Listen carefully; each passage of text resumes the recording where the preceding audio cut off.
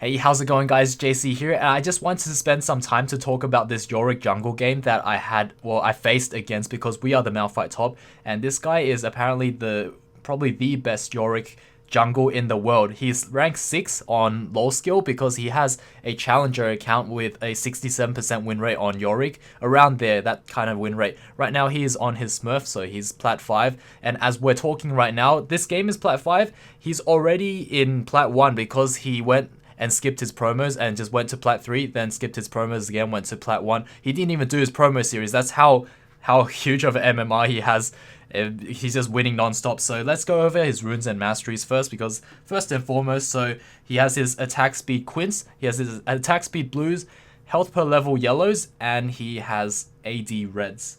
And the reason for the AD reds is coupled with double-edged sword and Greenfather's gift, he can 4-shot all the small raptors, and that's apparently very important to him for his first clear. So he needs that, and he just really likes the attack speed blues, so that's what he went with. And also this pathing, the way with his pathing, it actually changes a little bit sometimes, and he's more centered around invading for most of his games, but in this one he's more focused on counter ganking the Gragas instead. So he went for the red into raptors into blue, and then he's going to gank top. But normally what he'll do is he'll get a leash from bot lane. Say if he started the other side, he'll go for blue into wolves into red, and then he'll invade. So that's his usual path, but this one he just changed it up a little bit. And the reason why Yorick is so good is because he can do these clears really fast, especially anytime past level 6. He just goes around the jungle with a Maiden and just destroys everything in the jungle, including the enemy jungler. Like, he'll go anywhere on the map and he'll be able to 2v1 because the Maiden will follow him anywhere on the map. But the moment the Maiden hits a lane minion, then she'll just suicide into the tower, unless you were to say, for example, if you were pushing in top lane, for example, against the Malphite, once you take that tower, in order for the Maiden to be saved and not suicide into tier 2, you'd want to go and hit the Krugs, and then the Maiden will join you again. So that's the thing, is you have to manage. If say the Maiden was to actually die, the cooldown will start after she dies. So that's why it's the most important thing about playing Yorick isn't really so much the mechanics, it's more the decision making and to manage your Maiden and your ghouls. So that's the most important thing. And what also makes Yorick jungle very successful that I've noticed is you can solo Baron at 20 minutes if you just have Warrior and Triforce. So actually that's very important. Let's talk about his build as well. With skirmishes, he actually does a crap load of damage. That's why he rushes every time his skirmishes. He doesn't even need an enchantment. It just does so much damage. So his build is always this. And I'll tell you guys the variation as well. So he goes for Warrior into Triforce, and that's every single game. It doesn't matter what he's up against. Then he'll choose his boots, whether it's mobility, whether it's tabbies, or whether it's merc treads. So he'll choose one of them, and he'll only go mobilities if there's not too many big threats or he's really far ahead and very fed. And that's when he goes Mobo boots, just to snowball his lead. So after his Triforce, he'll go for Death Stance, mostly Death Stance, but sometimes he might change it up and go for a Banner of Command. That's what he told me when I asked him. But 90% of the time, it's Death Stance. Oh, he's actually going to go for a gank here, so let's just watch how he goes. He doesn't take the Lantern. I think later on he says that was a mistake, but he thought he could get a double kill by going on the Sona first, but then Sona survived the burn damage from the skirmishes, so that was very unfortunate. So if he took the Lantern, he could have saved the Thresher's life and potentially the ADC's life as well, if he was to take the Lantern and just go on the Varus first, and then the Sona would have gotten away anyways. So that was a slight misplay, I guess. And now he's going to go and push in the lane so that it resets for the bot lane. So, you know, the bot lane won't be screwed. It won't be a slow push. Because say if you were to leave the lane right now, any low elo jungler will probably leave the lane thinking that, oh, I don't want attacks. But to be honest, it's better to push this into tower and then it resets back to your bot lane so that it's slow pushing back to your bot lane. Your bot lane can be safe and just farm under tower instead of getting frozen on. And that will be the worst thing you can do to your bot lane, is to have it freeze there. Okay, so after Death Stance, he'll go for a Guardian Angel, and then his last item would either be a Maw of Malmortius if there's any big AP threats that burst him down, or it'll be Steric's Cage. And his playstyle in terms of late game would just be split pushing. He loves to split push late game because he can be really strong, and he always bans Tryndamere. So that's why I was playing Malphite, because he banned my Tryndamere, which is very unfortunate. The thing is about this is he's able to hard carry based on his farming style. He's basically a jungler that likes to hard farm everything, including the enemy jungle camps and including the dragon and the baron. So basically the entire map is his. The thing is, he's very hesitant to go into lane because once he's level 6 and he has Maiden up, if he goes into a lane, he's very likely to lose his Maiden because she's just going to suicide into the towers. So that's why Yorick is actually the strongest when he's just invading all around the jungle, and it's actually not very strong in lane. So what this guy says, what Ninetails OCE says, is that, well, that's okay. Ninetails OCE is actually his stream, so if you guys want to check that out, please feel free to do so, and you guys will learn so much from him. He's very informative, just like me. So I'm kind of giving him a shout out as well. So that's pretty awesome that we get to help each other out. So let's just see this fight right now. So we'll see look at how much damage he can do, and this is with no items. It's just the skirmishes. I don't think his smite was even off cooldown, so he just did that with 0 items. That's how strong it is, guys. Because you can just walk around with the Maiden and do a crap load of damage, since the Maiden actually does percentage health damage. But as you guys can see, after that big fight, he actually brings his Maiden over, and then his Maiden is able to just clear and also, I think, heal him. I think the Maiden actually heals him. His health is going up, probably from the red buff. I'm actually not 100% sure how it works, but I just noticed that when he was doing the Baron, he is able to heal up a lot if the ghouls are tanking it. And also the thing about him doing Baron is that, do you know how right now the maximum is 4 ghouls? He can only have 4 ghouls, right? So the Baron actually takes a while to kill each ghoul. So he can have 2 ghouls die, and then right as the Baron's targeting the 3rd ghoul, he can summon his Maiden right on top, right in front of the Baron, and then he can dual tank the Baron with the Maiden and all the ghouls. And he's able to solo Baron at 20 minutes if he has warrior and a completed Triforce. That's all you guys need, actually. So you guys can actually try it out in, say, a custom game. Try it out. Try Yorick Jungle. See if you guys like it. You know, play it in your normal games and just completely dominate the enemy jungler with it. That's basically the whole aim of Yorick Jungle, is just to dominate the entire jungle, including the enemy. And that's how he got Challenger, guys. You can actually get Challenger just by playing Yorick Jungle as well. Surprisingly enough, because he actually can counter jungle Lee Sin's. The only thing I think he said he struggles against is Tryndamere's and Elise. Elise early game and Tryndamere pretty much throughout the whole game. Also, the other things that he struggled against is Jax and Fiora. So those are the ones that stops him from split pushing, which is his ultimate goal late game. Oh, look at that. The Ori just can't get out. And he actually dodged that body slam beautifully. So we'll just see his plays. He actually popped Ghost and he's just going to move around. And he moves around so quickly because he has Storm Raiders. And that's the other thing, is he always goes Storm Raiders. That's the mastery he always goes for without any exception. He just traps the Orianna inside with the Maiden. And I guess the Maiden would attack the Gragas right now or would follow. So it looks like the Maiden's going to follow. And then gonna suicide into tower, I believe. And there's no rescuing. The only way you could rescue is to go for that Raptor camp right now. Oh, what the heck just happened to my screen? But yeah, it looks like the Raptor camp was not up, so the Maiden dies. But what happens is, if you could save the Maiden, you always want to do so after you hit a lane minion. So the moment you hit a lane minion and Maiden follows in to hit the creeps in the lane, you want to make sure you can save it by going to a jungle camp, say the Raptor camp, hit it, and once the Raptor camp starts hitting you as well, Maiden will follow and, you know, just try to stop that from happening. And then she'll start following you around as usual. And that's just basically, I think that's what you call a reset. So it looks like he's going for Merc Treads. I'm not entirely sure why. I guess because there's a Malphite, there's Gragas, there's Orianna, so there's a lot of AP, and then there's a Sona that is also AP and has a stun. But in terms of Gragas, you can't really stop Gragas's body slam. Like, the animation's just gonna go off. Malphite's the same, and the only thing that the Merc Tread's actually good for is probably the Varus ult and the Sona ult. So I guess it's decent. So right now, I guess he's just trying to get his ghouls back, so he's gonna stack those up. And unfortunately, his Maiden's not up, so you want to make sure that is up as long as possible. So you want to manage that as efficiently as you can. So potentially he's going to gank bot lane right now, and that's going to make me very sad because he is ganking my own team. So it feels bad. But I do know that the Varus was very questionable. Late game, my Varus kept trying to split push by himself and tried to 1v1 the Jace, which obviously didn't end well, and I had to go and save his life. So you guys will probably see that later on as well. It was pretty depressing. This game was pretty depressing to me, just because actually right now blue team's winning pretty hard, but later on I think it evens out a little bit, because As Malphite, I make some pretty good plays, so you guys will actually see that. I was actually really proud of this game up until the fact that we somehow got aced. And then I was like, what the hell's going on? So I just had to make this video because it was all entirely because of this Yorick's fault. This Yorick made me lose 22 LP. Make me very sad. Wow, looks like the Twitch just picks up the kill by himself, so OP. And look at the Yorick's farm, 71 farm as a jungler at 12 minutes. That's really insane. You guys can see exactly what he's doing. He's just going and doing full clears with his Maiden on both sides of the map, both jungle camps, or both like blue and red side jungle, and then he's also ganking, and once he ganks, he pushes it all the way out. So he gets a crap load of farm just by doing that, guys.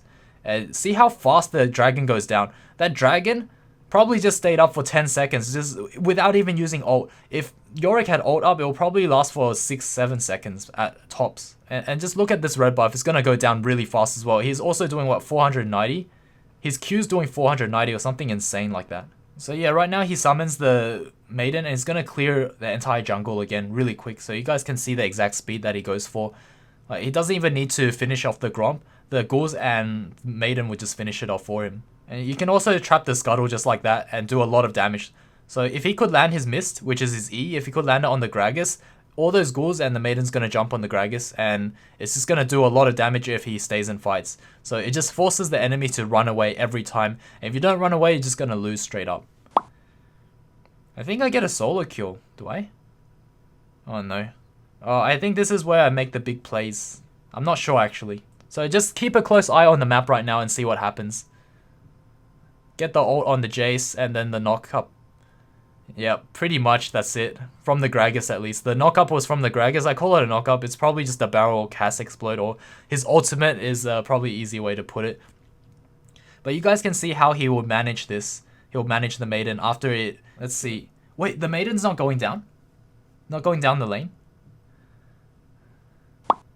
Okay, now it's going to go down the lane, and guys, the key to beating Yorick, I feel, after watching all of this and figuring things out, is if you kill his Maiden, he does really little damage, like little to no damage. So it's just so depressing. Like, look how much damage he did. He out-traded a Malphite under the tower, so he basically tower dived the Malphite and did so much damage, almost killed me. And I was stacking full armor because I was up against a Jace, so that was just insane how much damage he did. He's able to force me off the tower, take the tower, and just keep pushing. And the Maiden actually could be saved right now, so he's gonna go and save the Maiden by... Okay, so Krugs is down. If Krugs was not down, that Maiden would actually follow the Yorick and try to attack the Krugs. So see how it's up? He immediately goes for it. And he's just hoping that the Maiden will come. So he moves towards the Maiden, and once it's within aggro range, the Maiden will come and help, and then he can recall, and basically the Maiden will still be alive, and I think she'll actually stay at full health. So we'll see what happens. The Krugs is hitting, but it's... Okay, so let's see if the Maiden heals up. I think she does. Alright, nice. Actually, she's healing up pretty much full health because the Fountain actually heals her the same way it heals champions. So you guys might have noticed, after Warrior, if you were to buy Triforce, some of you might not know which components of Triforce to buy first. So if you have enough gold, always go for Sheen first. And then if you don't have enough gold save, if you have less than 1050 gold, which is the cost of Sheen, you can go for attack speed daggers. But always prioritize Sheen first and then get the attack speed daggers for Yorick jungle. That probably would apply to most junglers like Hecarim as well. Although some Hecarim players like to get Phage first, so it's really inconsistent. Some like to get Phage and some like to get Sheen first, but I think Hecarim's a little bit different. Yorick is definitely, you want to go rush the Sheen and the Stinger first just because of the cooldown reduction. Since the Maiden tends to suicide a lot into lane minions and into towers, so you want to make sure that once she does suicide, that she comes back as soon as possible. So Warrior gives 10%, Death's Dance will give 10%, and Trinity Force gives 20%. So he has 40% cooldown reduction in his build, and he always builds it like that. I think Banner Command also gives 10% cooldown reduction, so that is a alternative replacement to, say, Death's Dance in terms of a tanky item after Triforce. The thing is, most Yorick players will actually go for full tank, and that's just not the way to go according to him. Also, don't go for Titanic Hydra, that's also very bad for Yorick. You just want to go full AD because you want to make sure that you do a lot of damage in team fights and you prioritize the split pushing and also the way you pick your own fights. So you want to pick your own fights, you want to macro properly, and you want to make the right decisions. And in that sense, you won't need to actually be tanky. In, say, Diamond Elo or even in Challenger Elo, you don't need to be tanky as Yorick.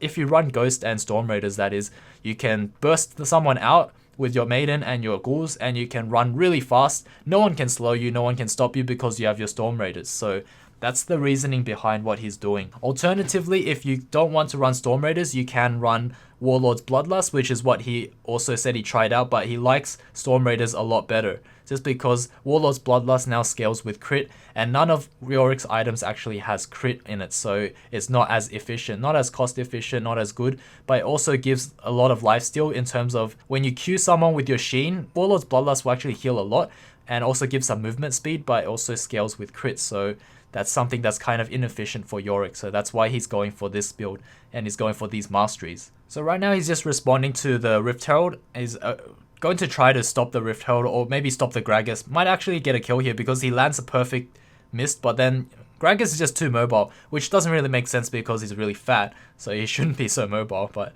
you know what, it's the game, so I'm not going to question it any more than this. But from what I heard, he's not a big fan of teamfight Yorick, which is very similar to Tryndamere's playstyle, to be honest. It's more of a split pusher, but actually really strong invade, and can actually 2v1 as well.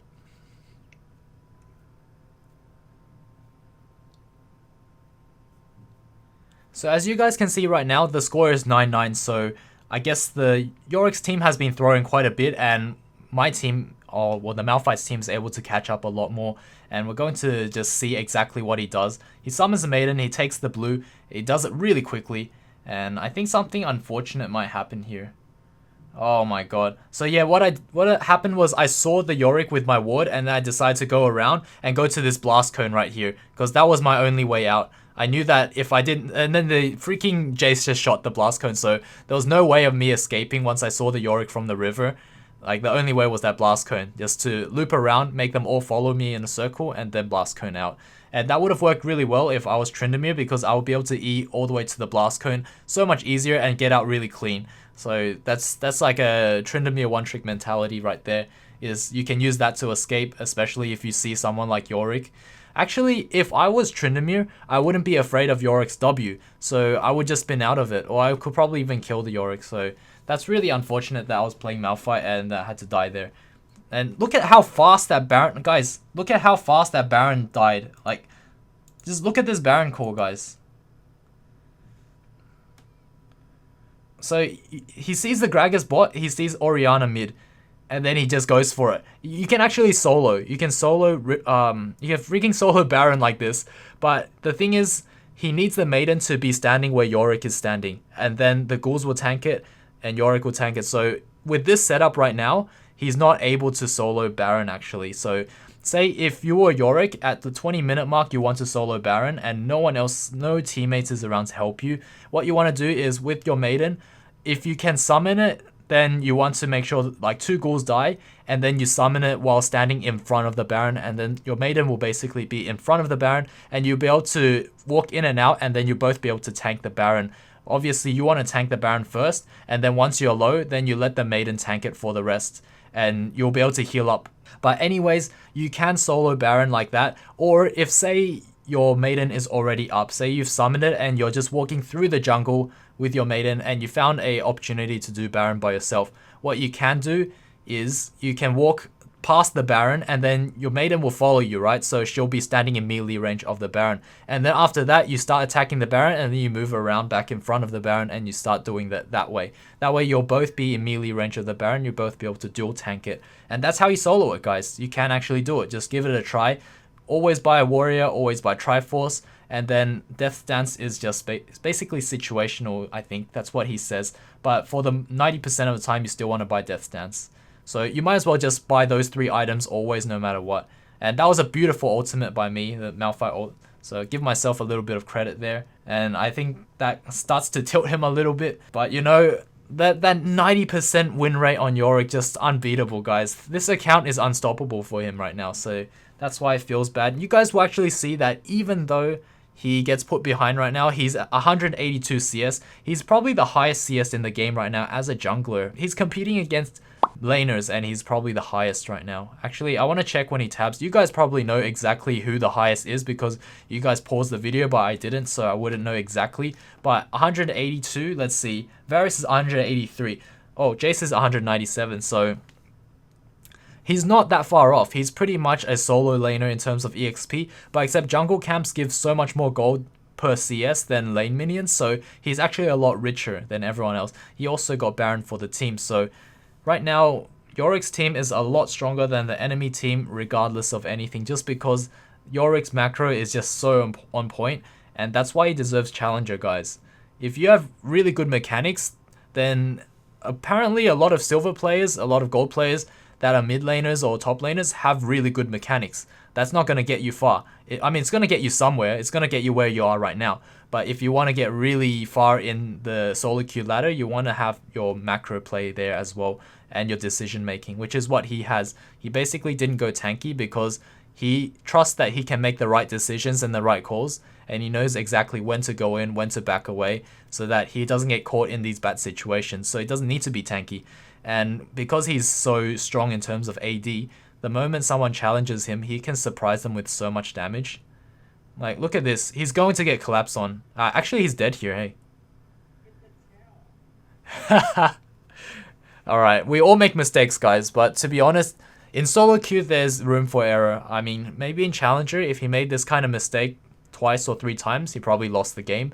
But in terms of smurfing, he was basically high diamond MMR. You guys probably see the op.gg as well, so you guys will know exactly what's going on. But you know, it just goes to show that, say, if you're lower elo, if you're in plat, if you're in gold, you can just imagine how many mistakes you guys can make and can get away with and still win games. So it's very forgiving, guys. But when you get higher in the ladder, the mistakes become less and less forgiving.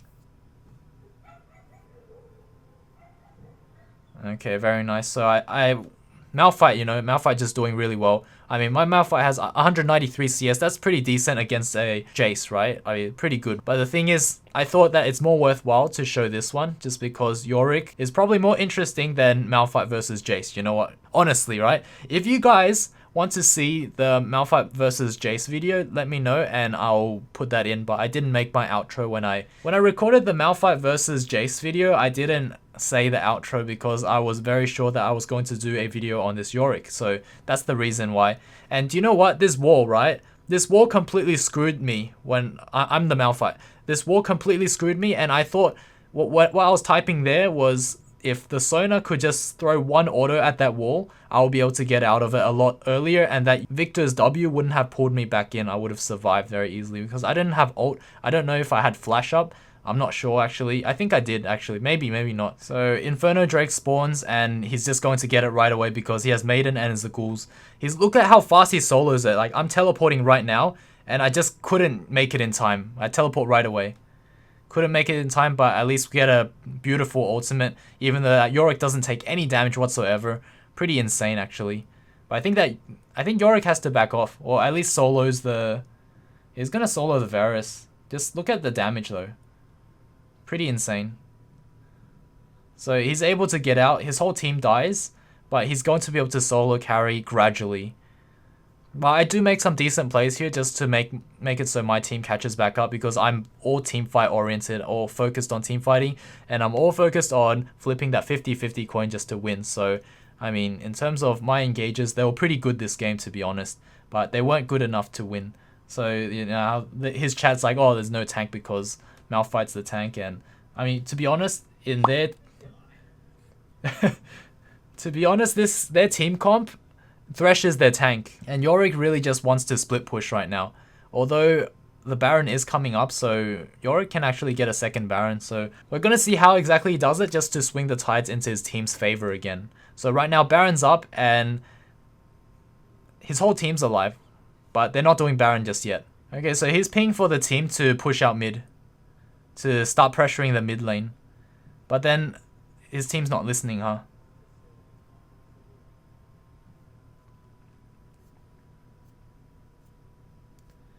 Oh, I think the Malphite's very thirsty for blood, guys.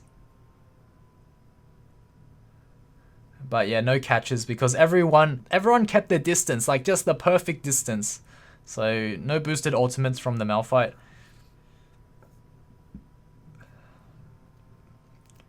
But yeah, beautiful catch right there. At least for my team, was a beautiful catch on the Jace. This is where my team goes for Baron because, you know, we get a free catch and it should be a free Baron, right? So let's see what happens, guys. So the team's doing Baron and he's going in from this angle. And look at this Yorick wall right here. And look at the Varus. Just instant killed. And just feels like, wow, where the heck did my team go, you know? So he gets a quadra kill here because he just melts through my entire team with the Maiden and also the Twitch was using his ultimate. Because that wall just basically funneled the Sona and the Varus, so... they were trying to wait for the Jace to respawn. I think they successfully did for him. So that's pretty awesome. And then he's going to buy his next item, which is Guardian Angel. After that, you can choose between... Oh, actually, look, he has quite a few options. So you guys can look at the screen and you guys can see what exactly his options are. You can copy that exactly how it is. But he has quite a few options. What he does is he mostly goes for this build right here. What you see in his inventory right now is what he normally goes for. Except instead of more of Malmortius, he might get a Sterix Cage instead. So that's what he varies. And also the boots. He varies that as well. In terms of every other item, it's pretty much the same every game, guys. You can do this and go to Challenger. Honestly. Because to be honest, the main job of a jungler is basically to outperform the enemy jungler. And if he's so confident in CSing and in split pushing, and also he can take Baron and Dragon so easily by himself at the 20-minute mark, I don't think there's any other jungler that can do this so efficiently, besides maybe Fiddlesticks. But Fiddlesticks has a lot of inherent problems in terms of invading, so that's why Yorick actually works really, really well. And I'm surprised that not many people use him. Like, he's very underrated, very underplayed. So I feel like after seeing this, I might just use Tryndamere's rune page and just play Yorick Jungle. I think Yorick Jungle, Warwick Jungle, I'm just going to use those and see how I go. Maybe I'll play a bunch of normals first, and then I'll try this build out because this looks really interesting and it looks like you can actually get really far with just doing this. So right now he's splitting off to the side, which is pretty much what a Tryndamere does, but except that Tryndamere can outdo the Yorick in this kind of situation. So he's going for inhib tower, or he's going for the inhib and then he's gonna back away. See how he backs away. Let's see if he gets away here. So have the Malphite slow right there. I think this situation was pretty unfortunate. So he just smited the Ori. He's trying to turn on her, but it just didn't work out. He has his ult up in 0.5. And he gets the successful mist as well. And just one-shots the Ori just like that. Freaking broken, right?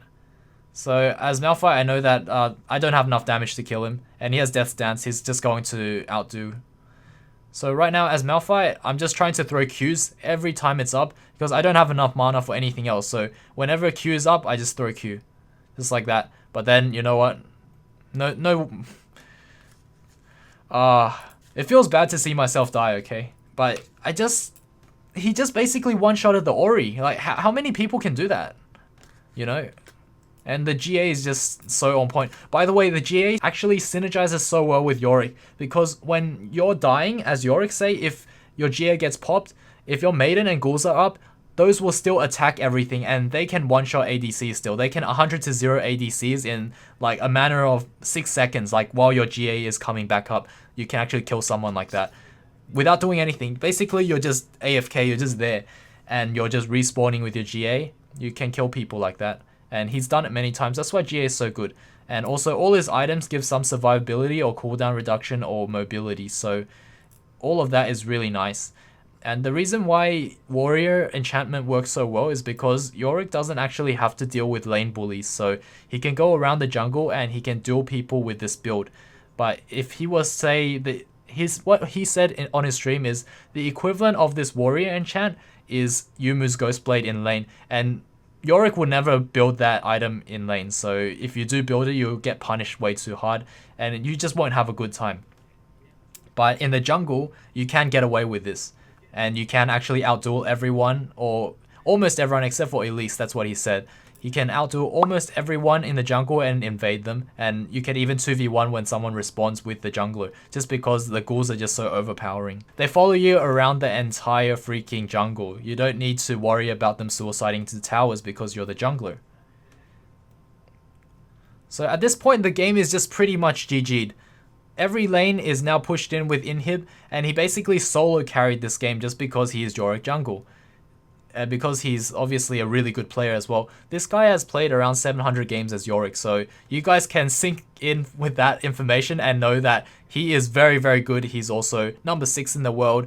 700 games, by the way, was just this season. He has many accounts, and most of them are plat or diamond, and he has one of them that's challenger. So that is the game, guys. Thank you so much for watching to the very end. Let me know if you like this kind of video, this point of view series video, which is probably actually what you guys really want me to do, but it's very rare that I actually find someone that impresses me, someone that's kind of off meta, you know, like say the Tahm top or Yorick Jungle or the Shaco support. These are the things that catch my attention and just impress the crap out of me in my solo queue games. If you guys actually see something very off the wall, very different, please send the replay to me, or in terms of replay, it could be like a stream highlight or anything like that. As long as it has the full game in it, I will review it and then I'll make a point of view video. If you guys like this kind of content, I can make more of these if you guys as a community can help me and send those in for me as well so that I can review them and have more of these.